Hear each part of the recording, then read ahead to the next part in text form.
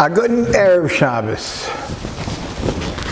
This Shabbos, ladies and gentlemen, is called Shabbos Chazon, which literally means the Shabbos of the vision. It comes from the word in this week's Haftorah. And this week, after the Torah is finished being read, we read from the prophets, from the Nevi'im. And that's what's known as the Haftorah. Everybody knows about that. Every bar mitzvah boy gets to read the Haftorah on the day of the Shabbos of his bar mitzvah. And the first words of this week's Haftorah is Chazon Yeshayahu ben Amos. This is the vision of Yeshayahu ben Amos. This is what he saw. And it talks about the destruction. It talks about the exile of the Jewish people. It also talks about rebuilding. So my question is, why this Shabbos is named after the Haftorah of Chazon, of vision? This isn't such a great thing to name after. I mean, this is the Shabbos before Tisha B'Av, the saddest day in the Jewish calendar. We have other Shabbosos, we have other Shabboses that are named, given special names, but those are all positive experiences. There's Shabbos Shuvah, the Shabbos between Rosh Hashanah and Yom Kippur, where we can come so close to HaKadosh Baruch Hu, so close to God, by doing Shuvah, by doing repentance in that day. There's Shabbos Shira, the Shabbos where we read Oz Yashir, the song that the Jewish people sang when they came out of the Red Sea. Shabbos Hagadol, the great Shabbos before Pesach.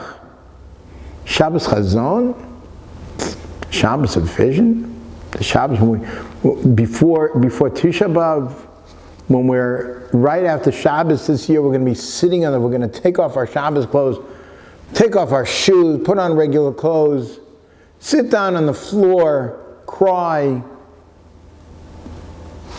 Why? Shabbos Chazon. So I recently saw, literally this week, I saw something from Rabbi Levi of Berditchev, who said that it's a Shabbos of vision.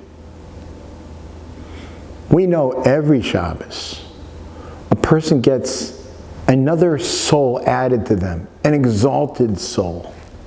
It's called the Neshama Yisera, the extra soul. It's more exalted, it's more spiritual. It gives us more of a clarity. It gives us a level of understanding if we'll only tap into it. If we'll only use the day for what it is. The level we can get to of learning and understanding closeness to God is so much more on Shabbos than it is the rest of the week because of this Neshama Yisera, this extra soul, this more exalted soul, this more exalted state of existence.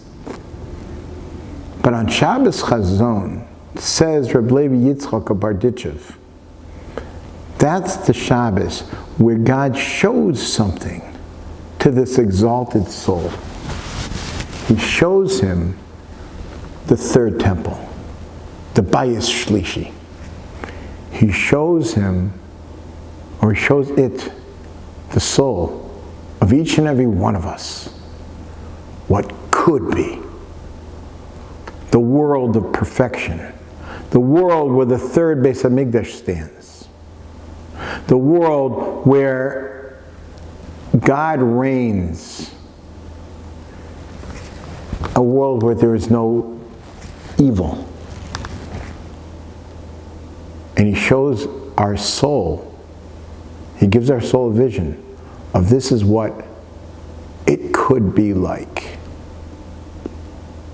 on the Shabbos before Tisha B'Av. So yes, take the morning of Tisha B'Av, and on Shabbos we take the opposite approach. We turn it into an optimistic look at the world of what could be. All the morning is turned over. everything that we mourn about, the lack of spirituality in this world, the lack of truth in this world, the horrible problems and tragedies that we've gone through up to very, very recently. We can turn that around. That vision that our soul has is that we can turn it all around. And we can turn it around through Shabbos. Why is Shabbos so important? Shabbos is the basis of everything we believe in. The basis of God created the world. The world didn't just happen. God created the world in 6 days. And He created it from nothing. Nothing. Absolute zero. God is the only true being in the world, and therefore the one who controls everything. Everything else we can look at is only facade. If only we'll use our Shabbos to focus on that. Modern day scientists recognize this. They say that everything, there's no such thing as solidity in the world. Everything is in parts. It's all atoms and neutrons and electrons all running around in forms. And it runs around so quickly that it gives it a sense of solidity. It's not really solid. It's not one entity. The only one entity there is God. Everything else is just scattered. And if we can recognize that, if we can use our Shabbos, use this Shabbos, Shabbos Chazon, the Shabbos of vision, we can envision a world of perfection. A world where there's a third temple, which is a conduit between us and God. We can envision that world. And we can use Shabbos as our Beis Hamikdash, as our temple, our conduit between us and God. Maybe.